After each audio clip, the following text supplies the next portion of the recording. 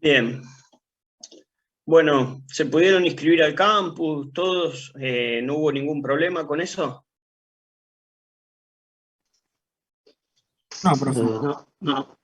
Todo bien. Bárbaro. Bien, bueno, ¿ya tuvieron la clase de teoría? Sí. Sí.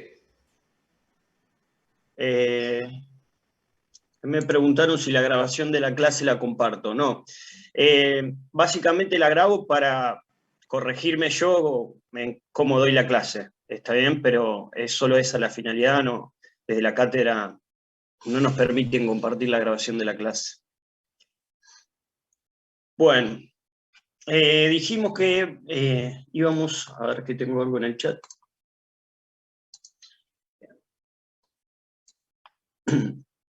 Bueno, dijimos que íbamos a arrancar por la unidad 9, almacenamiento secundario. Así que, bueno, como nombré en la introducción, lo ideal sería que toda la información de los programas y los archivos se encuentre en memoria principal, pero esto no es posible porque es limitada y básicamente porque es volátil, entonces necesitamos algún medio para poder guardar la información de manera persistente y, bueno, y que sea mucha información.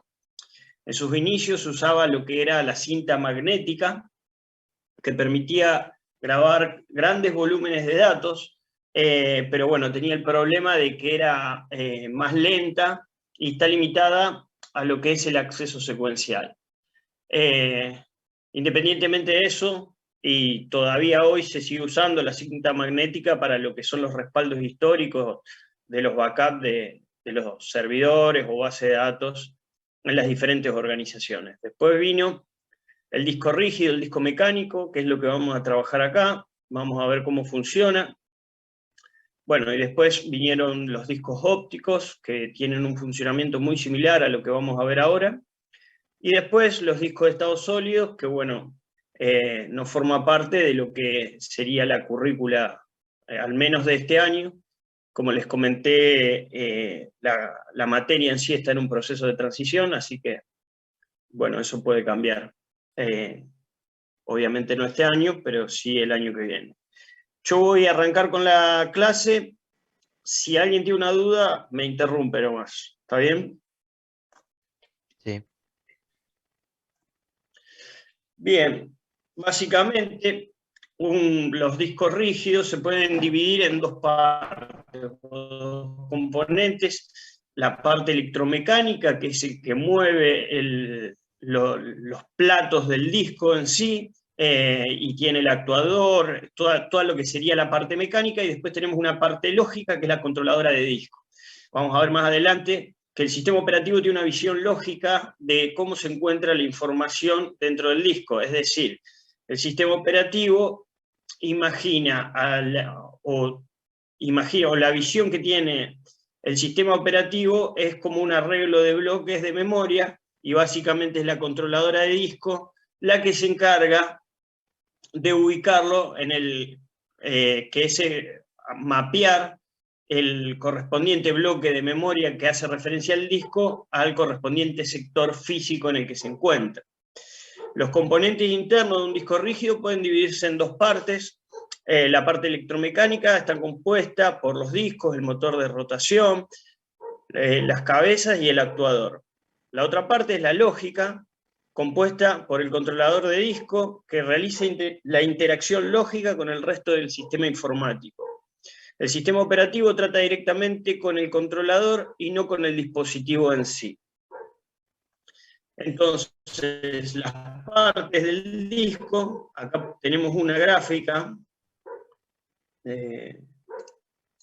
Acá tenemos una gráfica de lo que sería un disco, que básicamente es un conjunto de platos, ¿está bien? Que estos platos, a su vez, tienen sus correspondientes dos caras, sería, y cada cara está dividida lógicamente en pistas, que es lo que se puede ver acá, en forma de círculos, y a su vez las pistas se dividen en sectores. El sector es la mínima unidad con la que va a trabajar el disco, ¿está bien? Y generalmente es de 512 bytes. Cada cara tiene una cabeza de lectoescritura. ¿Está bien? Y al conjunto de pistas, al conjunto de las mismas pistas en los diferentes platos, es lo que se llama cilindro. ¿Está bien? Que es esto que se dibuja acá en verde. Entonces, dice, un disco está formado por un conjunto de platos que giran solidariamente. Cuando el sistema está en uso, el disco gira permanentemente a alta velocidad. O sea que todos estos platos están girando todos juntos a la misma velocidad. Cada una de las superficies de dichos platos se denomina cara. Cada cara se divide lógicamente en pistas y a su vez cada pista se divide en sectores. Un sector es la mínima unidad de información que puede leerse o escribirse en un disco y generalmente tiene un tamaño de 512 bytes. Al conjunto formado por la misma pista en distintas caras se le denomina cilindro. ¿Está bien? Entonces, básicamente, estas son las partes de un disco y esto es lo que nos va a permitir calcular la capacidad del disco en los primeros ejercicios. Si no hay ninguna duda, lo que les propongo es que hagan el ejercicio 1, que básicamente es muy sencillo, yo se los dije al principio, en la introducción, que los ejercicios de práctica son muy sencillos, y bueno, el ejercicio 1 pide calcular la capacidad del disco, ¿está bien? Entonces, en base a esta información, que es que básicamente el disco tiene un conjunto de platos y que los platos tienen caras de lectoescritura y que esas caras a su vez se dividen en pistas y esas pistas en sectores, podemos resolver el ejercicio 1. Yo les voy a dejar...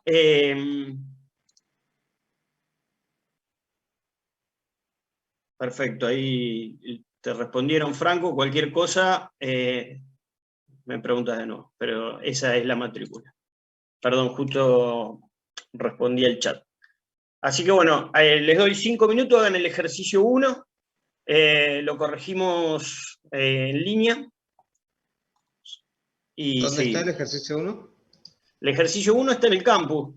Fíjense que, yo ahora lo dejo, perdón. Vamos a hacer así porque recién veo que había un compañero que no estaba matriculado. En el campus usted tiene la teoría y después tiene los ejercicios de práctica.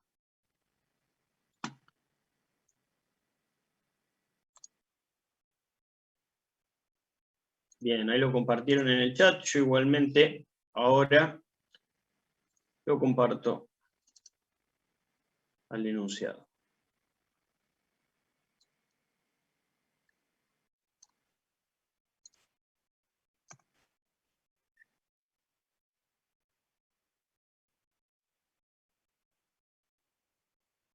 Bien, en 5 minutos lo corregimos.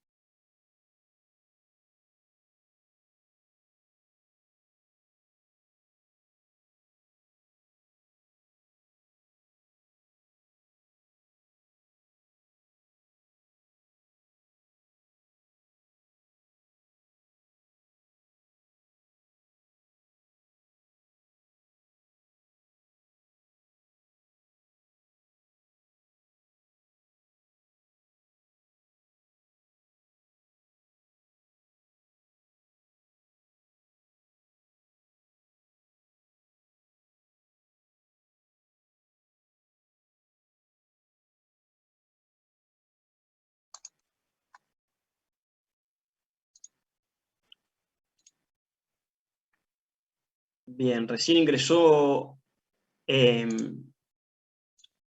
alguien, no puedo ver el nombre, pero bueno, básicamente estamos arrancando con el ejercicio 1 de la práctica de almacenamiento secundario. Lo que charlamos hasta ahora es cómo se componía un disco, y básicamente un disco se compone de un conjunto de platos que giran solidariamente, que cada plato tiene 2 caras de lectoescritura y básicamente cada cara se divide lógicamente en pistas y a su vez las pistas en sectores. ¿Está bien? Cada plato tiene un cabezal de lectoescritura.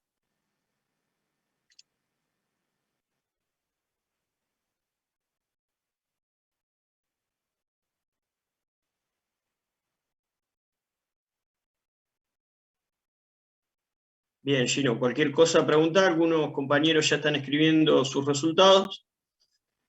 También pueden activar el audio y hablar cualquier cosa. Ah, bueno, profe, muchas gracias.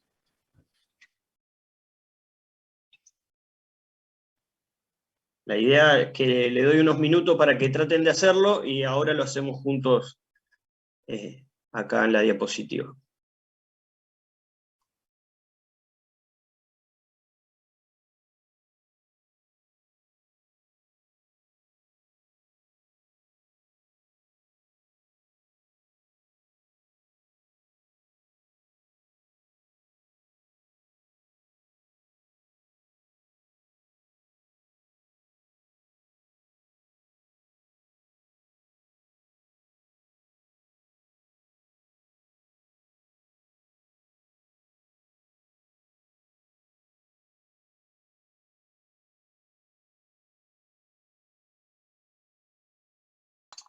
Fíjense que el ejercicio es muy sencillo, es solo aplicar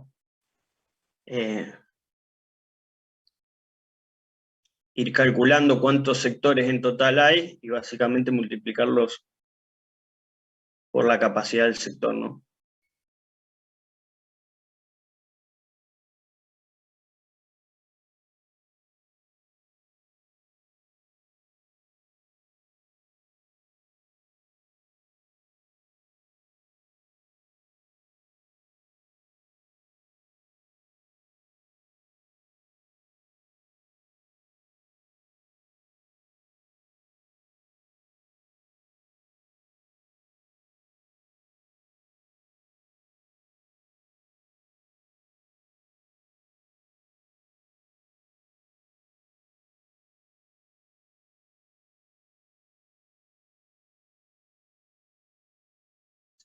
Bien, bueno, veo que ya la mayoría ha avanzado, así que bueno, vamos a resolverlo.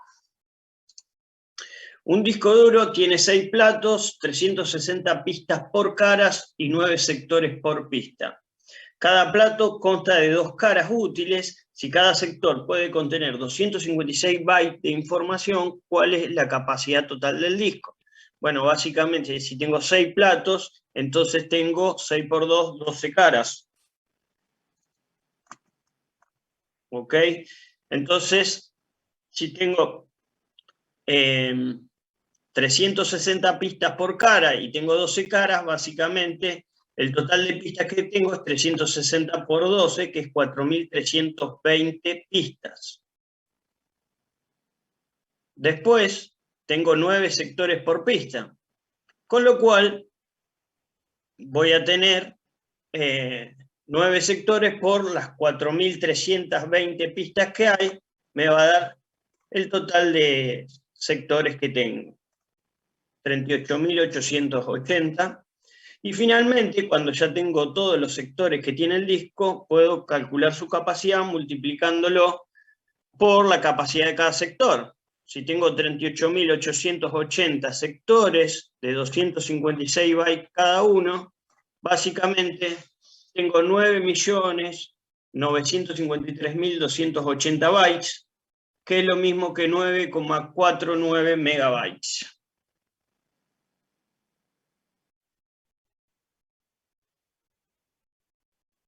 Bueno, como verán, ese es el ejercicio 1. Si alguno no le dio, me puede preguntar o tiene duda del ejercicio en sí, me pregunta y lo revisamos. Si no, continúo.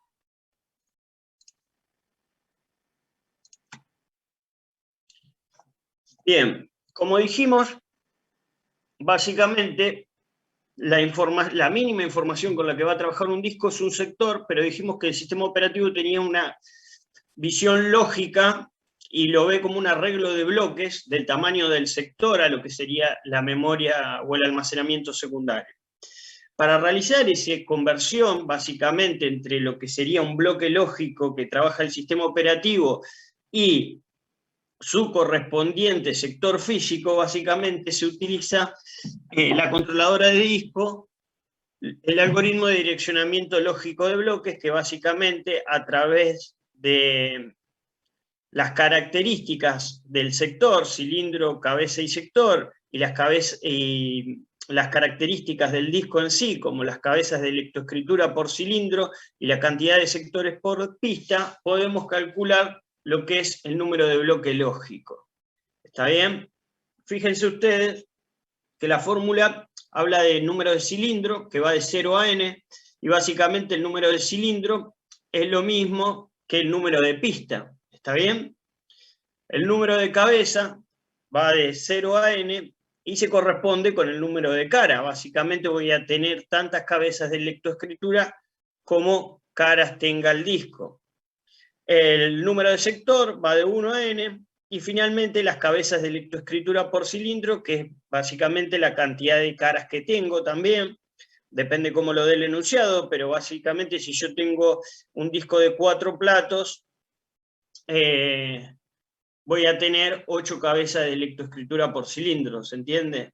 Bueno, y la cantidad de sectores por pista, que es una característica del disco en sí. Van a ver que ahora vamos a hacer ejemplos, pero los ejercicios también son muy sencillos de este tipo. Los sectores del disco pueden ser tratados por el sistema operativo como un número unidimensional de bloques, donde cada bloque es un sector. Por lo general, las direcciones de los bloques aumentan al recorrer los sectores de una pista, después al pasar por todas las pistas de un cilindro, y finalmente desde el cilindro 0 hasta el último cilindro del disco. Para un determinado bloque definido por las coordenadas cilindro, cabeza y sector, es posible utilizar la siguiente fórmula para hacer referencia a un único bloque del sistema operativo. Entonces, el número de bloque lógico, fíjense que en esta fórmula se ve que lo que está en minúscula básicamente son las características del sector en sí en cuestión, al que estoy tratando de hallar el número de bloque lógico, y lo que está en mayúscula son características del disco, ¿no? Las cabezas de lectoescritura por cilindro y la cantidad de sectores por pista. Entonces el número de bloque lógico es igual al número de cilindro multiplicado por las cabezas de lectoescritura por cilindro sumado al número de cabeza. Todo eso multiplicado por la cantidad de sectores por pista sumado al número de sector menos 1. Vamos a un ejemplo. Fíjense acá. Acá tenemos un disco de 4 platos, ¿está bien?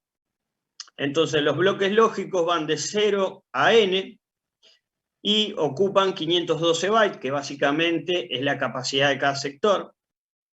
Y entonces tenemos acá los números de cara. Fíjense que tengo en total 8 cabezas de lectoescritura, con lo cual tengo el número de cabeza de lectoescritura 0, 1, o también el número de cara, 0, 1, 2, hasta 7. ¿Está bien? Los números de sector, fíjense que tiene 6 sectores por pista, con lo cual van de 1 a 6. Y los cilindros, fíjense que van aumentando. El primero es el cilindro 0, o pista 0. Y el que le sigue es el cilindro 1, y así sucesivamente. Fíjense que de esta forma se van formando todos los números de bloque lógico. Entonces, fíjense acá que para el cilindro 0, voy a poner para el cilindro 0, de la cara 0, del sector 1, ¿está bien? Tengo el número de bloque lógico 0.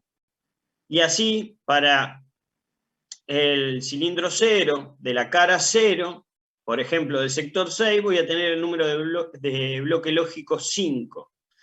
También, para el cilindro 1, si yo acá, perdón, también tengo para el cilindro 1, para la cara 0, por ejemplo, y el sector 1, el número de bloque lógico 48. Vamos a un ejemplo aplicando la fórmula. Fíjense este caso es el sector 6, ¿está bien? Fíjense que acá los tengo numerados. Este es el sector 6 del cilindro 0, de la cara 0. Entonces, el número de bloque lógico es 5. Fíjense que el número de cilindro es el 0. Entonces, 0 por 8, sumado al número de cabeza de lectoescritura, que básicamente es la cara, número de cara, Todo eso multiplicado por la cantidad de sectores por pista, que es 6, sumado al número de sectores, acuérdense que tiene el 1, 2, 3, 4, 5, 6. Con lo cual, el número de sectores 6 menos 1 nos da 5. ¿Está bien? Fíjense que lo que está en mayúscula, que son las características del disco, van a permanecer cuando vamos analizando los diferentes casos. Por ejemplo, para este. Estamos en el cilindro 0, la cantidad de cabezas de la escritura por cilindro es lo mismo, es 8, pero en este caso el número de cabezas es el 7, ¿está bien? Porque estamos en la cara 7, multiplicado por la cantidad de secciones por pista, que es 6, sumado al número de sectores, que siempre estamos analizando el sector 6, menos 1 nos va a dar 47. ¿Está bien? Fíjense que automáticamente este es el último este cilindro de esta cara, y básicamente después paso al cilindro 1 de la cara 0 y sigo con el número de bloque lógico 48, 49 y así. Bien. Otro ejemplo. Bueno, fíjense que acá estamos en el número de cabeza de electroescritura, es el 7 o la cara 7 del cilindro 1 y el número de sectores es el 6. Entonces, básicamente tenemos número de cilindro es 1 por 8, que es la cantidad de cabezas de la escritura por cilindro, más el número de cabezas, que estamos en la cara 7, más 7. Todo eso es multiplicado por la cantidad de sectores por pista, y finalmente sumamos el número de sector, que recuerden que era el 6, menos 1. Con lo cual nos da 95. ¿Está bien? Básicamente, con esta fórmula nosotros vamos a tener una correspondencia entre cada sector con un número de bloque lógico que son correlativos.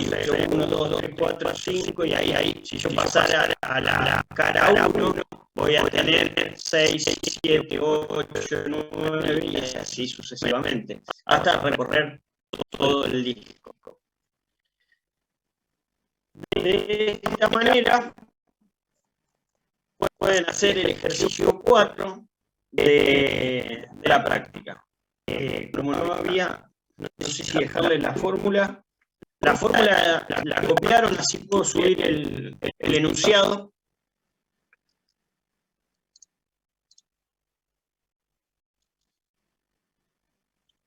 Antes que nada, ¿hay alguna pregunta sobre esto? Si no, ya hacemos el ejercicio 4, que básicamente aplica esta fórmula. También los ejercicios muy sencillos, van a ver que le van a dar las características del sector en sí y las características del disco, y con lo cual ustedes tienen que calcular el número de bloque lógico. ¿Sí? No, eso es una característica del disco y te la va a dar el enunciado. ¿Bien? ¿Bien?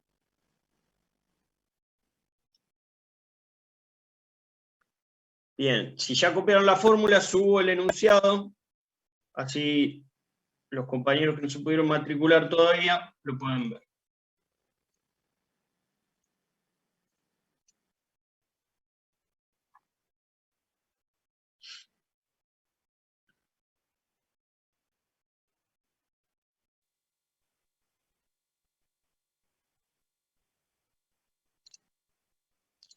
Bien, ese es el enunciado, les dejo 5 minutos también, y después resolvemos el apartado A, y ya que están, hagan el B también, que bueno, es igual al ejercicio 1. Profe, una pregunta. ¿Sí? No llegué a copiar. ¿Qué es SPT? Así nos saca el ejercicio de hoy. Cantidad de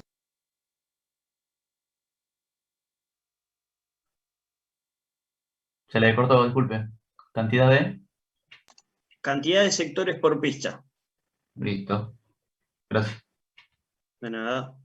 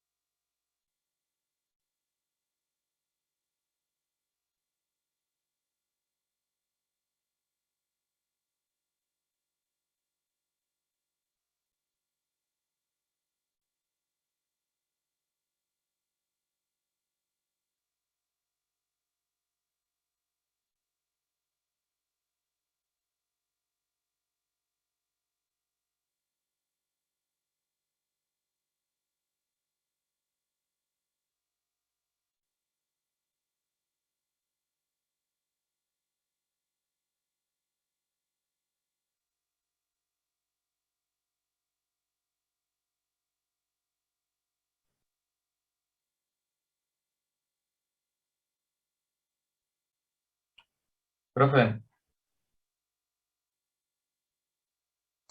Sí. cuando dice el cilindro 4, nosotros en la fórmula tendríamos que poner el número 5. No, está bien, el número de cilindro 4. Las características del sector en sí, que básicamente son las que están en minúscula, son las que están en el apartado, ¿no? En este caso, el número de cilindro es lo mismo que el correcto. O sea, tenés que poner el 4. Listo.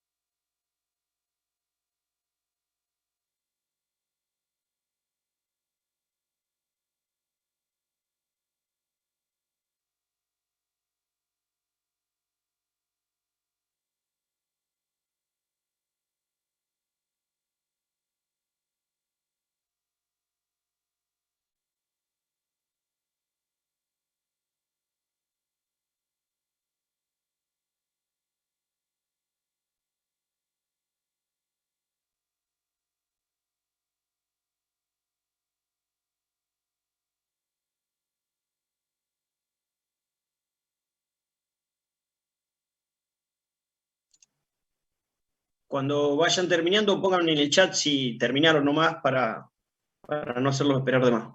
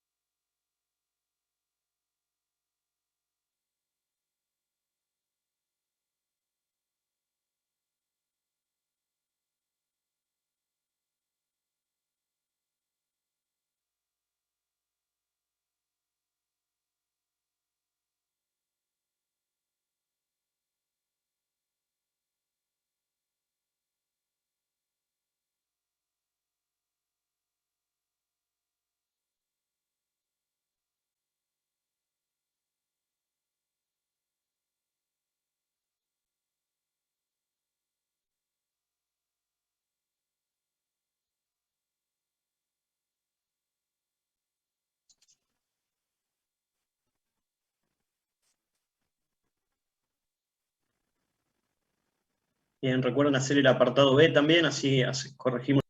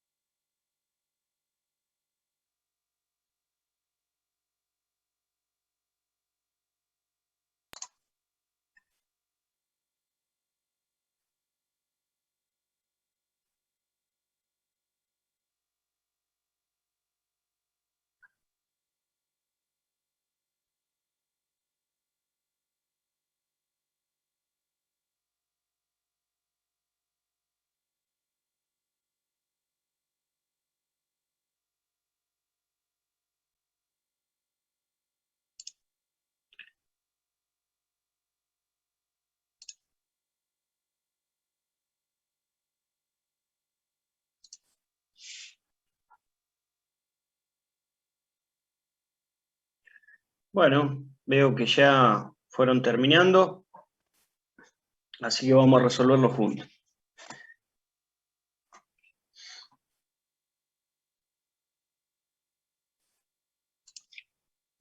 Bien, dice, dado un disco duro que contiene 4 platos de 2 caras cada uno, con 50 pistas y 10 sectores de 250 bytes cada uno por pista, calcular el bloque correspondiente al cilindro 4 de la cara 4 del sector 8 y la capacidad del disco. Bueno, como se habrán dado cuenta, básicamente las características del sector, que es lo que está en minúscula en la fórmula, lo podemos calcular directamente o nos los da el apartado, ¿no? Nos dice las características o la ubicación del sector que queremos encontrar el número de bloque lógico. Después nos dice que hay 10 sectores por pista, básicamente, con lo cual también nos da una parte de la fórmula. Y finalmente, la cantidad de cabezas de lectoescritura por cilindro, básicamente se va a corresponder con el número de caras totales que hay. Básicamente tengo 4 platos de 2 caras, con lo cual tengo 8 cabezas de lectoescritura por cilindro. ¿Está bien? Dicho esto, fíjense que ya nombramos todas las partes de la fórmula. Así que no queda más que reemplazar. Número de cilindro viene dado en el enunciado, 4. Número de... después dice cabezas de lectoescritura por cilindro, básicamente dijimos que eran 8, ¿está bien? Una por cada cara. Perdón, el enunciado, yo estaba acá y el enunciado está reemplazando las que están en minúscula, básicamente, que son las características del sector. En ese caso es el número de cabeza, que se corresponde con el número de cara, 4. Y el número de sector, básicamente, viene dado en el enunciado. Después tenemos cabezas de lectoescritura por cilindro, como dije recién, eran una por cara, o sea 8, y finalmente la cantidad de sectores por pista, que es 10. Con lo cual, el número de bloque lógico es 367. Si a alguien no le dio lo mismo, o tiene una duda, pregunten. Bien, después vamos a calcular la capacidad, súper sencillo, ya lo hicieron recién, y vieron cómo era el tema. Entonces, bueno, vamos acá lo que voy a calcular básicamente es la capacidad que hay por cara y después multiplico por la cantidad de caras, ¿está bien? Bueno, entonces, cada cara tiene 50 pistas, cada pista tiene 10 sectores y cada sector tiene 250 bytes, con lo cual tengo 125.000 bytes por cara. Si tengo 8 caras, básicamente va a ser 125.000 por 8, con lo cual nos da 1.000.000 de bytes, que es aproximadamente 1 mega, o sea, 0,954 mega, que es aproximadamente 1 mega. Profe, una pregunta. ¿El PDF este con las resoluciones está en el campus subido? No. Perdón, pregúntame de nuevo que no te escuché bien. Si el PDF este con las resoluciones está subido al campus. No, básicamente los ejercicios los vamos a resolver todo en clase de esta manera. Algunos les voy a decir que los hagan en su casa y los revisaremos acá en clase, pero básicamente vamos a resolver todo en clase. ¿Está bien? La resolución no viene dada en el campus. Ok.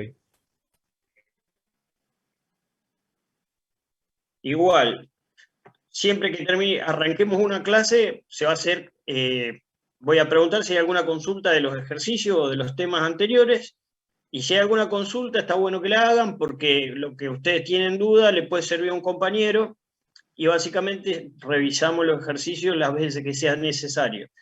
Además de eso, tengo horarios de consulta, y si no se acuerdan de algún ejercicio, o no lo pudieron ver, o no pudieron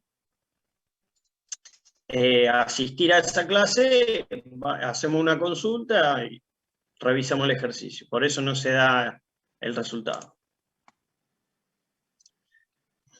Bien.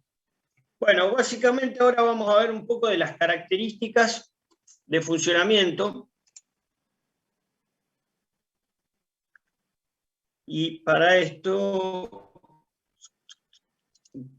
pluma, es fundamental esta fórmula. Básicamente, el tiempo total de acceso a la información se puede descomponer en tres tiempos, que son básicamente el tiempo de posicionamiento. El tiempo de posicionamiento, vuelvo un poco, es el tiempo que estos cabezales de lectoescritura se posicionan sobre el sector, sobre la pista indicada, ¿está bien? Estos cabezales de lectoescritura se mueven todos juntos y se posicionan en la pista que yo quiero leer un sector, ¿está bien? Ahora, después que me posicioné, básicamente, el tiempo de posicionamiento viene lo que es el tiempo de latencia. Yo una vez que esté posicionado sobre este cilindro, básicamente, por ejemplo, voy a querer leer este sector que estoy pintando acá. Entonces, como los platos están girando, tengo que esperar que ese sector pase por debajo de los cabezales de lectoescritura para poder leerlo. A este tiempo se le llama tiempo de latencia y básicamente se calcula como el tiempo que tarda en dar media vuelta a un disco. ¿Está bien? Y finalmente tengo el tiempo de transferencia, que básicamente el disco va a tener una velocidad de transferencia y nosotros tenemos que calcular cuánto tiempo tarda en transferir ese sector, o el sector o los sectores que sean necesarios. ¿Está bien? Vuelvo a la diapo anterior. Entonces, resumiendo, importante, tiempo total de acceso se descompone en tres tiempos: tiempo de posicionamiento, cuando el cabezal se para sobre la pista adecuada; tiempo de latencia, cuando el sector pasa por debajo del cabezal de lectoescritura, el tiempo que esperamos a que gire el plato y pase dicho sector por debajo del cabezal de lectoescritura, que como dije se calcula como la mitad, como el tiempo en dar media vuelta; y finalmente el tiempo de transferencia, que es el tiempo que tardo en transferir la información. Entonces dice, tiempo de posicionamiento, tiempo medio que tarda el cabezal en situarse en la pista especificada. Se estima como la mitad del tiempo empleado por el cabezal desde la pista más periférica hasta la más central del disco. Latencia media, tiempo medio que tarda el cabezal en situarse en el sector deseado, se estima como la mitad del tiempo empleado en una rotación completa de disco. Velocidad de rotación, que básicamente viene dada en revoluciones por minuto de los platos, y a mayor velocidad de rotación, menor latencia media, básicamente, o tiempo de latencia, y finalmente tasa de transferencia, velocidad a la que puede transferir la información a la computadora una vez que el cabezal está situado en la pista y sector correctos. Bien, vuelvo. Básicamente, con esta información podríamos hacer ejercicio 3, pero vamos a charlar un poquito. Básicamente, nosotros dijimos que teníamos tres tiempos: tiempo de posicionamiento, tiempo de latencia y tiempo de transferencia. Entonces, la única diferencia es que si yo tengo un acceso secuencial, básicamente voy a tener que posicionar una sola vez y voy a esperar el tiempo de latencia una sola vez y después leer la cantidad de sectores que sean necesarios, todos consecutivos, con lo cual no tengo que calcular el tiempo de posicionamiento y latencia de nuevo por cada sector, sino que, como decía, una vez que se posiciona y que pasa el primer sector por debajo del cabezal de lectoescritura, todo el resto es tiempo de transferencia. No así cuando tengo un acceso al azar, en el cual yo voy a leer este sector de acá, después un sector de acá, después otro sector de acá. Entonces, básicamente, por cada sector que yo quiera leer, tengo que esperar que el cabezal de lectoescritura se posicione en la pista, que el sector pase por debajo del cabezal y finalmente transferir esa información.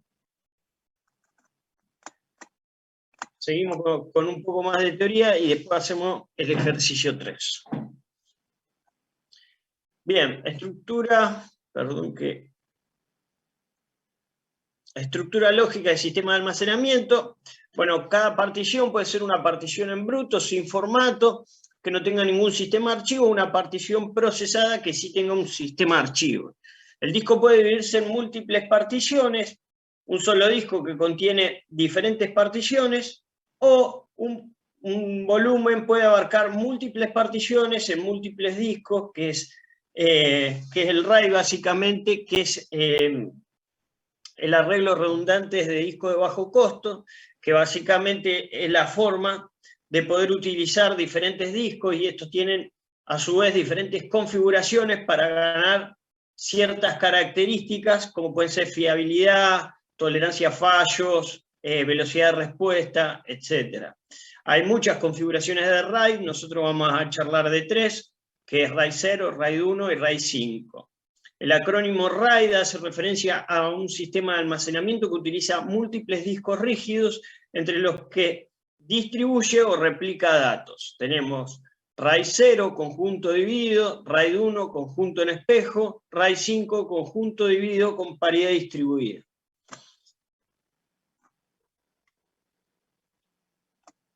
Bien. Bueno, el RAID 0 básicamente utiliza el conjunto de discos como una gran memoria, ¿está bien? Entonces no replica información, pero básicamente mejora la velocidad de acceso. Fíjense que si yo quiero leer el bloque A1 y el bloque A4, podría leerlos en paralelo y al mismo tiempo. Un RAID 0, a su vez, baja la fiabilidad, ¿no? Porque la posibilidad de que falle el conjunto de discos es la suma de las posibilidades que falle cada disco. Entonces, un RAID 0 distribuye los datos equitativamente entre dos o más discos, sin información de paridad o que proporcione redundancia. El RAID 0 se usa normalmente para incrementar el rendimiento, aunque también puede utilizarse como forma de crear un pequeño número de grandes discos virtuales a partir de un gran número de pequeños discos físicos. ¿Está bien? Entonces el RAID 0 básicamente lo que tiene es que no proporciona redundancia, pero sí aumenta el rendimiento. Después tenemos RAID 1, que básicamente es un esquema en espejo y básicamente replica la información en ambos discos o en todos los discos del conjunto. Fíjense que si falla un bloque, básicamente la información no se pierde. La capacidad del RAID 1 está limitada a la capacidad del disco más pequeño, ¿está bien? Imagínense que tengo un disco de 100 GB y un disco de 500, básicamente yo puedo usar RAID 1 hasta 100 GB tengo de disponibilidad. Un RAID 1 crea una copia exacta o espejo de un conjunto de datos en dos o más discos. RAID 1 clásico consiste en RAID 1 clásico consiste en dos discos en espejo, lo que incrementa exponencialmente la fiabilidad respecto a un solo disco. Es decir, la probabilidad de fallo del conjunto es igual al producto de las probabilidades de fallo de cada uno de los discos. ¿Ok? Entonces, la probabilidad de fallo de un disco, fíjense que es un número muy cercano a 0. Si lo multiplico por otro número muy cercano a 0, básicamente la probabilidad de fallo al mismo tiempo es muy baja. O sea que aumenta la fiabilidad. Y finalmente el RAID 5, que es el conjunto dividido con paridad distribuida. Fíjense que cada forma bloques de datos, en este caso, por ejemplo, A1, A2, A3 y finalmente AP, que básicamente este esquema se apoya en hardware y lo que hace es calcular el bit de paridad. En caso de que falle alguno de los discos, con el bloque de paridad se puede rearmar el bloque que falló. ¿Está bien? Entonces dice, un RAID 5 usa división de datos a nivel de bloques distribuyendo la información de paridad entre todos los discos miembros del conjunto. Generalmente el RAID 5 se implementa con soporte hardware para el cálculo de la paridad. Los bloques de paridad se leen cuando la lectura de un sector de datos provoca un error. Imagínense que leo A1 y se produce un error. En este caso, el sector de la misma posición relativa dentro de cada uno de los bloques de datos restantes de la división o sea, falló A1, los bloques restantes A2 y A3, y restante de la división y dentro del bloque de paridad en la división se utilizan para reconstruir el sector erróneo. Es decir, que estos dos bloques de datos más el bloque de paridad me permite reconstruir lo que sería el bloque A1. ¿Está bien? Básicamente estas son las tres configuraciones de RAID. Y ahora sí, no avanzamos más con un sistema de archivos. Y lo que vamos a hacer es el ejercicio 3 de la práctica, que es un ejercicio de tiempos, que, bueno, vamos a implementar lo que sería esta fórmula. Tiempo total de acceso es igual a tiempo de posicionamiento más tiempo de latencia más tiempo de transferencia. ¿Está bien? Recuerden la diferencia entre acceso aleatorio y acceso secuencial. Y recuerden también que es importante que estos ejercicios trabajen a nivel sector. A veces en este enunciado le va a decir, por ejemplo, que lean un archivo de 20 megas. Lo primero que tienen que saber ustedes es cuántos sectores se utilizan para guardar ese archivo. ¿Está bien? Recuerden que la mínima unidad de trabajo de un disco es un sector. Voy a poner el enunciado.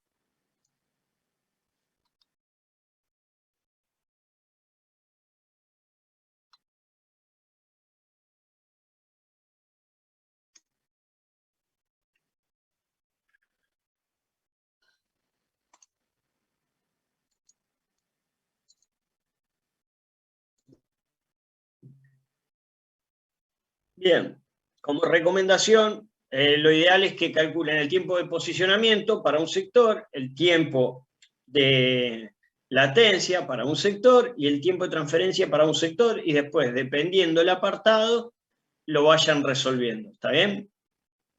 Listo. Son varios apartados, así que vamos. Bueno, ustedes escríbanme cuando lo vayan terminando, así más o menos sé cuándo lo terminaron, si no más o menos en 10 minutos lo corregimos. ¿Hay 10, diferencia de 15 velocidad entre leer y grabar? No, la velocidad de transferencia es la misma, ¿está bien? 5 megabytes por Listo. segundo.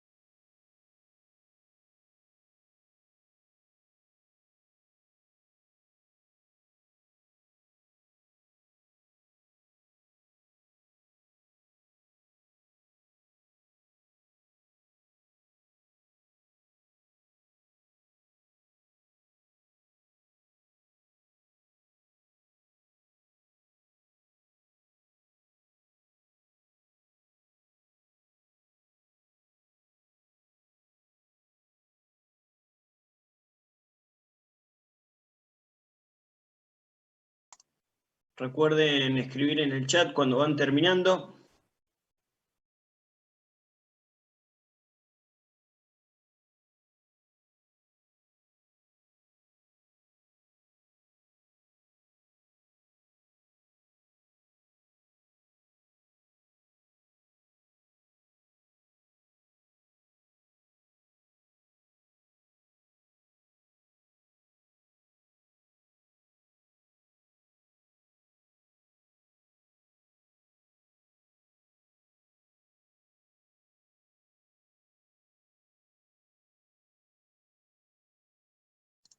Es importante que cuando calculan los tiempos, ponerlo en la misma unidad, ¿está bien?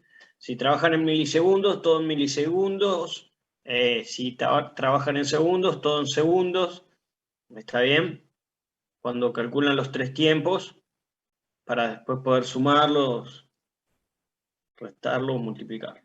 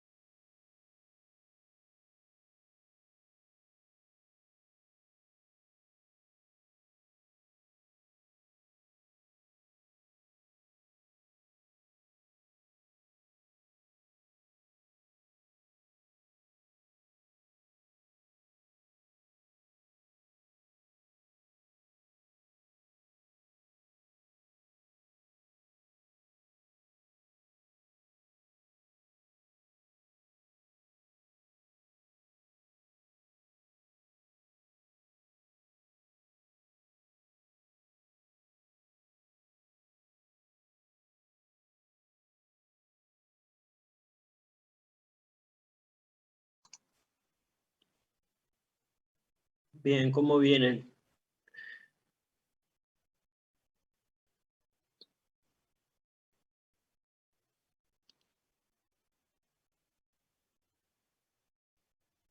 Yo por mi parte, profe, estoy en blanco, no sé cómo hacerlo.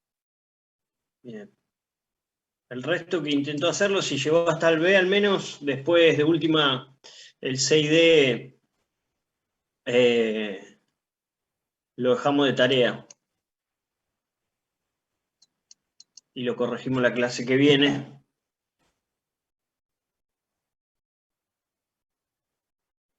Vamos a arrancar con el primero, van a ver que es muy sencillo y encima aplica a todo.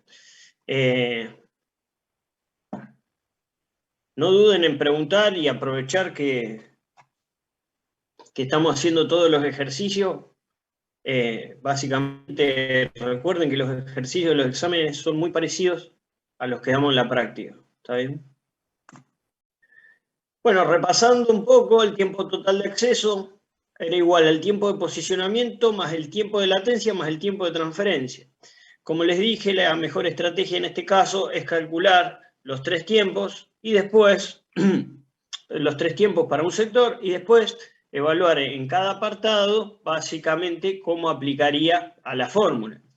Entonces, fíjense que una unidad de disco tiene 4 platos, 300 cilindros y 256 sectores de 512 bytes cada uno por pista. El disco gira a 3000 revoluciones por minuto y el tiempo de posicionamiento de la cabeza es de 25 milisegundos. La velocidad de transferencia del sistema es de 5 megabytes por segundo. Calcular el tiempo de transferencia total de... Y ahí estaban los diferentes apartados. Entonces, para arrancar, básicamente vamos a calcular el tiempo de posicionamiento, tiempo de latencia y tiempo de transferencia. Tiempo de posicionamiento viene dado por el enunciado, ¿no? 25 milisegundos.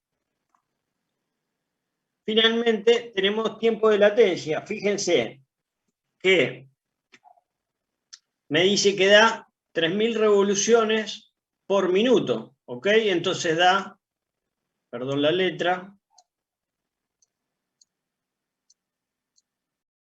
3000 vueltas en 60 segundos. ¿Cuánto tardo en dar media vuelta? Una regla de 3 simple. Entonces 0,5 por 60 dividido 3000.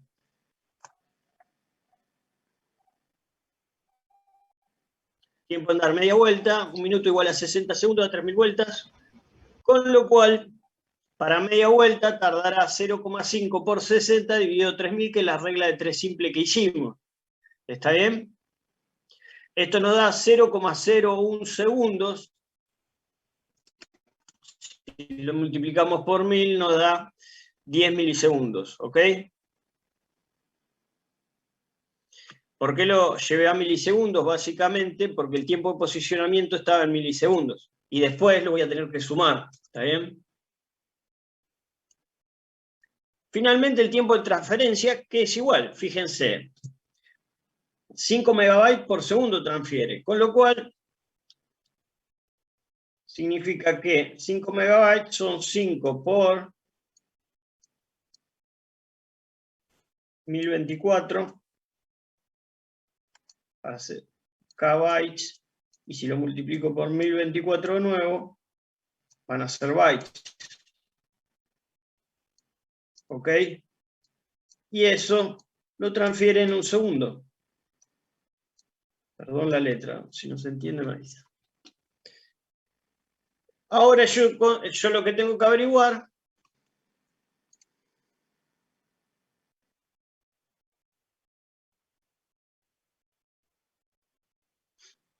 bárbaro. Ahora lo que yo tengo que averiguar es cuánto tardo en transferir un sector que tiene 512 bytes, ¿no? Entonces, de nuevo, una regla de 3 simple. Fíjense que 512 bytes, esto lo multipliqué por 1024 para trabajar con bytes. Entonces, 5 por 1024 tardo un segundo. 512 bytes, básicamente va a ser 512 por 1, o sea, 512 dividido 5 por 1024 por 1024, ¿ok? Si en un segundo se leen 5 megabytes, para leer un sector se necesitará 512 dividido 5 por 1024 por 1024, que es igual a 9,7654,6 por 10 a la menos 5 segundos. ¿Está bien? Que es lo mismo que 0,0976 milisegundos. Esto tiene un redondeo, así que lo importante es si le dio similar. ¿Está bien? Hasta acá, ¿se entiende? Sí. Sí, profe. Bien, entonces después básicamente es interpretar el enunciado. Fíjense, en este caso, tengo que leer 15 sectores consecutivos, con lo cual, ¿qué voy a hacer? Yo voy a posicionar la cabeza de lectoescritura en la pista adecuada, voy a esperar que el sector pase debajo de la cabeza de lectoescritura y básicamente voy a leer todos los sectores que haya, porque son sectores consecutivos. Entonces, el tiempo, este es el tiempo total de transferencia, es igual al tiempo de posicionamiento más el tiempo de latencia más el tiempo de transferencia multiplicado por la cantidad de sectores, ¿está bien? Me posiciono una vez, espero una vez la latencia y después transfiero todos los sectores. Fíjense que reemplazo con los valores que yo tenía y básicamente el tiempo de posicionamiento es 25 milisegundos más 10 milisegundos, que es el tiempo de latencia, más 0,0976 milisegundos, que es el tiempo de transferencia de un sector, multiplicado solo eso por los 15 sectores, ¿está bien? Recuerden, esto es porque son sectores consecutivos, por eso los 15 sectores solo afectan los tiempos de transferencia. En este caso nos da 36,464 milisegundos. ¿Bien?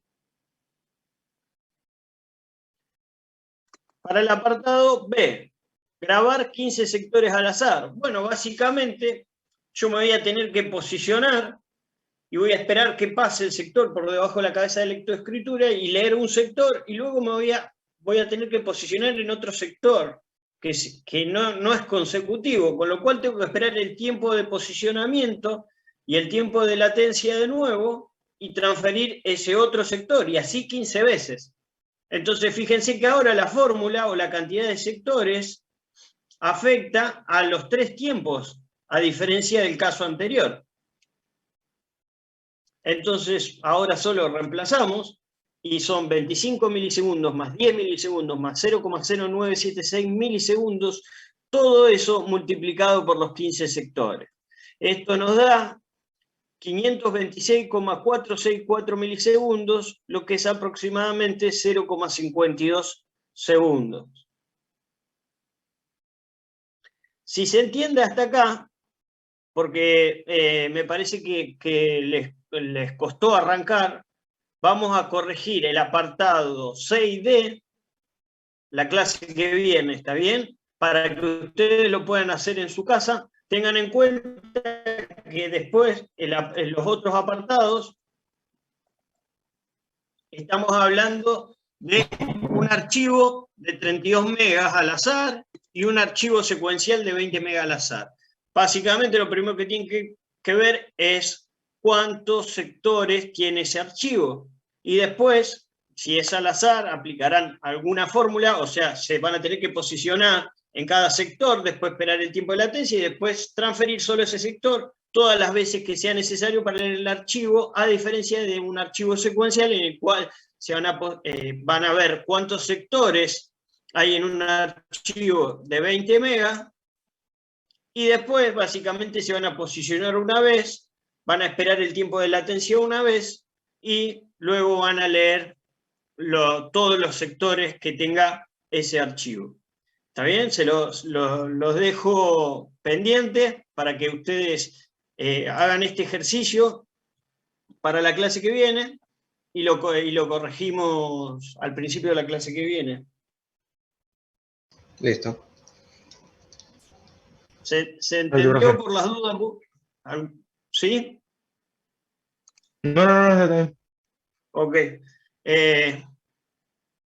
Si les cuesta arrancar por ahí, no tengan miedo en consultar, ¿está bien? Yo estoy para ir también guiándolos en caso de que no lo puedan hacer. Bien, vamos a hablar un poco de los sistemas de archivo.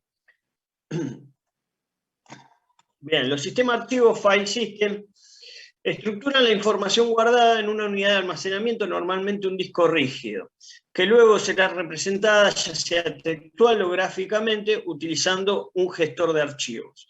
El software del sistema de archivos es responsable de la organización de los sectores o bloques de un dispositivo de almacenamiento en archivos y directorios y mantiene un registro de qué sectores pertenecen a qué archivos y cuáles no han sido utilizados, es decir, bloques libres. Los sistemas de archivo tradicionales proveen métodos para crear, mover, renombrar y eliminar tanto archivos como directorios.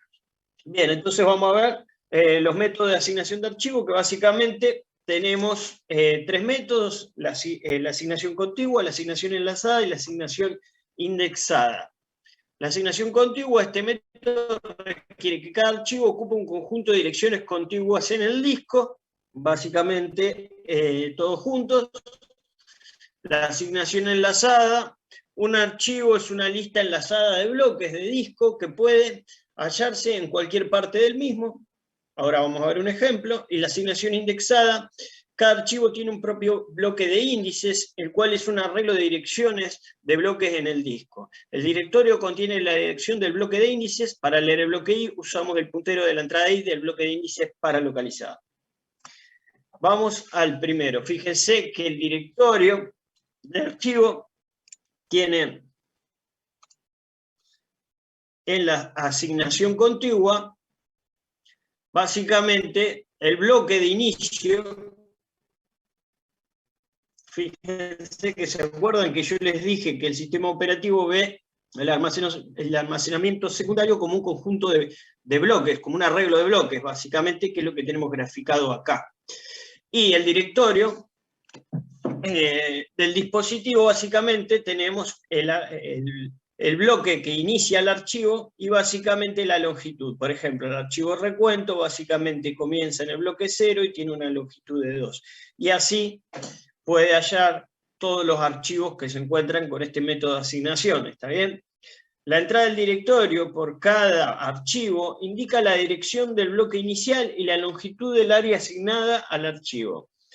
Si el archivo tiene una longitud de n bloques y comienza en la localidad B, entonces ocupa los bloques B, B más 1, hasta el bloque B, n menos 1. ¿Está bien? La asignación contigua de direcciones. Las direcciones en disco definen una ordenación lineal. De esta manera, para acceder al bloque B más 1 después del bloque B, no se requiere un movimiento de cabeza de lectoescritura. ¿Está bien? Al asignar y eliminar archivos, el espacio libre en disco se divide en pequeños pedazos. Surge entonces el problema de la fragmentación externa, cuando para atender una solicitud hay suficiente espacio libre en disco para satisfacerla, pero este no es contiguo. Por ejemplo, imagínense este caso. Bueno, acá primero que un concepto importante, que es la fragmentación externa y la fragmentación interna. En este caso vemos la fragmentación externa, que básicamente es que yo asigno bloques a diferentes archivos y me van a quedar pequeños bloques libres a medida que voy asignando y borrando y reasignando archivos. Con lo cual, fíjense, si yo tendría un archivo que ocupara 7 bloques, fíjense que yo no lo podría guardar porque básicamente la mayor cantidad de bloques libres contiguos que tengo los tengo acá, que son 6 bloques. Con lo cual yo no podría guardar un archivo de 7 bloques, independientemente de que sí tengo 7 bloques libres, porque acá hay otro, por ejemplo. ¿Está bien? A este tipo de problema se le llama fragmentación externa. No se puede determinar cuánto espacio se necesita para un archivo. Si asignamos poco espacio, el archivo puede no tener posibilidad de extenderse, ya que el espacio a ambos extremos del archivo puede estar ocupado. En ese caso, se tendría que mover el archivo o básicamente abortar el proceso. El otro método de asignación, básicamente para contrarrestar la fragmentación externa, es la asignación enlazada, en el cual el directorio del archivo tiene un puntero al bloque inicio y un puntero al bloque final. Y básicamente, el bloque de inicio tiene un puntero al siguiente bloque, ¿está bien? Con lo cual, básicamente esto está limitado a la lectura secuencial. ¿Está bien? Porque yo para leer el cuarto bloque de este archivo voy a tener que leer el 9, después el 16, después el 1 y finalmente voy a poder leer este bloque. Entonces, el directorio contiene un puntero al primero y al último bloque del archivo. Cada bloque tiene un puntero al próximo bloque del archivo. ¿Qué tiene de bueno? Que no tenemos fragmentación externa, nunca voy a tener bloques libres que no pueda utilizar. El acceso está limitado a acceso secuencial. Para llegar al bloque I, con el acceso directo, puede ser necesarias lecturas del disco, y también tiene el problema de baja fiabilidad, básicamente porque si se me corrompe un bloque, se me corrompe todo el archivo. Esto se puede contrarrestar con las listas doblemente ligadas, que básicamente tenga un puntero, cada bloque tenga un puntero al bloque siguiente y al bloque anterior. ¿Está bien? Finalmente, está lo que sería la asignación indexada. En el directorio de archivo tengo un puntero a un bloque que va a ser a un bloque de datos, que ese bloque de datos va a ser un directorio de índices del archivo. ¿Está bien? Fíjense, este archivo en el directorio tiene un puntero al bloque 19, que a su vez este bloque tiene los punteros a los diferentes bloques del archivo, el 9, el 16, el 1, el 19. Esto permite el acceso directo a memoria sin tener que ser secuencial, ¿está bien? Dice, este tipo de asignación resuelve algunos problemas de la asignación enlazada, reuniendo todos los punteros en un solo lugar, el bloque de índices. La asignación indexada permite el acceso directo sin el problema de fragmentación externa. Se requiere mucho espacio para almacenar en memoria el bloque de índices, y si este espacio no está disponible, primero tendremos que leer el bloque de índices y luego el bloque de datos deseado. ¿Está bien? Si yo no tengo el bloque de índices descargado en memoria principal, básicamente primero voy a leer el bloque de índices y después sí el bloque de datos que quiero leer. Así que a lo sumo tendré realizar dos lecturas para realizar un acceso directo a memoria.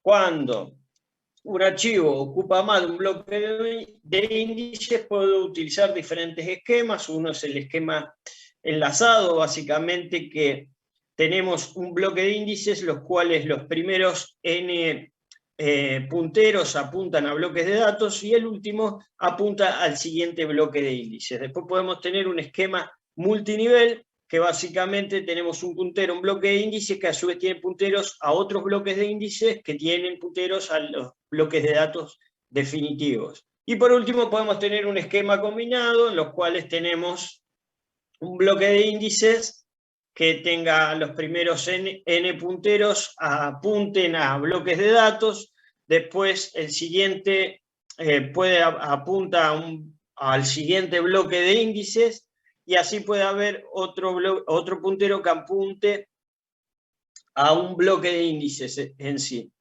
A un bloque de índices que contenga otros bloques de índices. ¿Está bien?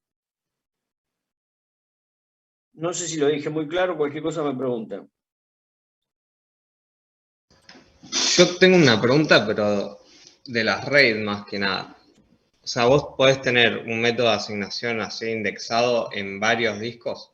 Digamos, un solo archivo guardado en diferentes discos con un RAID 5.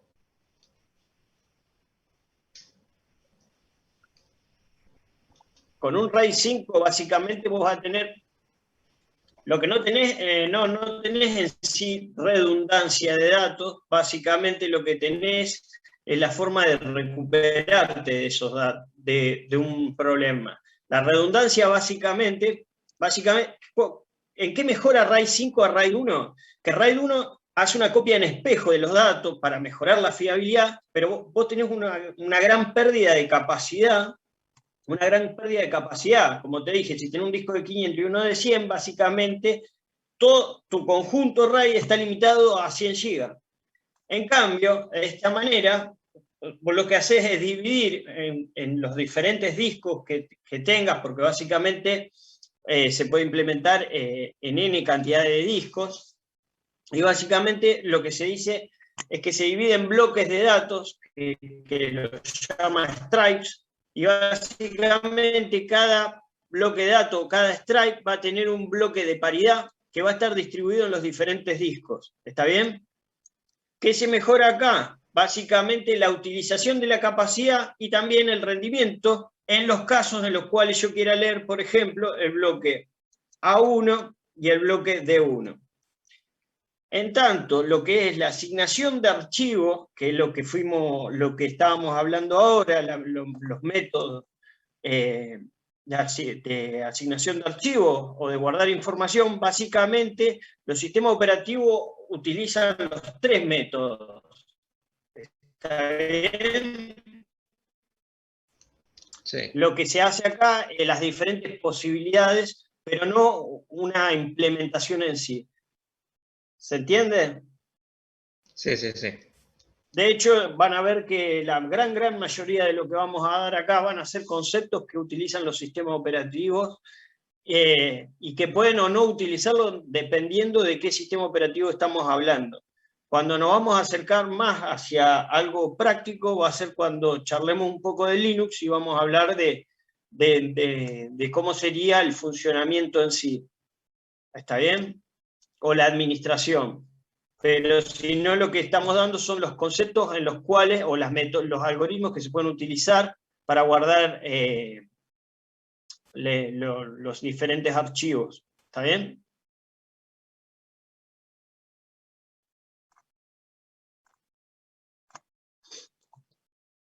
Bien. A ver, por último, tenemos los métodos de asignación de espacio libre. Básicamente tenemos 4 métodos: vector de bits, que se guarda un bit por cada bloque de memoria, y básicamente si está en 1 es que está ocupado, si está en 0 es que está vacío. El problema de esto es que tenemos que tener todo el vector de bit en memorias, y si es posible implementar la lista de espacio libre como un vector o mapa de bits, donde cada bloque se representa con un bit. Después, la otra forma de identificar los bloques libres en memoria o en almacenamiento secundario, básicamente puede ser una lista ligada de bloques libres que consiste en enlazar todos los bloques libres en disco, manteniendo un puntero al primer bloque libre, el cual contiene otro puntero al siguiente bloque libre, y así, muy parecido al esquema enlazado, nada más que con bloques libres. ¿Está bien? El concepto. El agrupamiento básicamente es almacenar en el primer bloque las direcciones de n bloques libres, los primeros n-1 bloques están libres, y el último contiene una dirección en disco a otro bloque que contiene la dirección de los otros n bloques libres. Un esquema muy parecido a la asignación indexada, ¿está bien? Con el esquema enlazado. Y finalmente, los métodos de asignación de espacio libre, podemos tener recuentos, que se tiene la dirección del primer bloque libre y los n bloques libres contiguos que la siguen, que es muy parecido a la asignación contigua. ¿Está bien?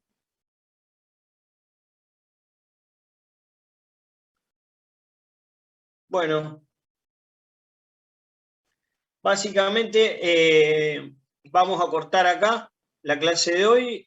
La clase que viene vamos a hacer el ejercicio 6D del 3 y hagan el ejercicio 2, que es muy parecido al 1, y lo vamos a corregir acá en clase y vamos a avanzar después con la planificación del acceso a disco. ¿Está bien? No sé si hay alguna duda.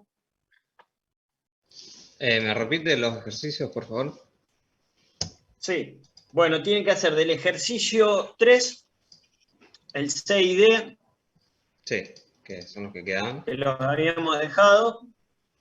Y el ejercicio 2, que es igual al 1. Y con eso estaríamos. En la clase que viene, bueno, repasamos esos ejercicios, los resolvemos y empezamos con lo que es planificación de disco. Bueno, listo. Bien, profe. sí. No, nada, pensé que se estaba despidiendo. No, sí, me estaba despidiendo, pero antes, ¿alguien tiene alguna consulta?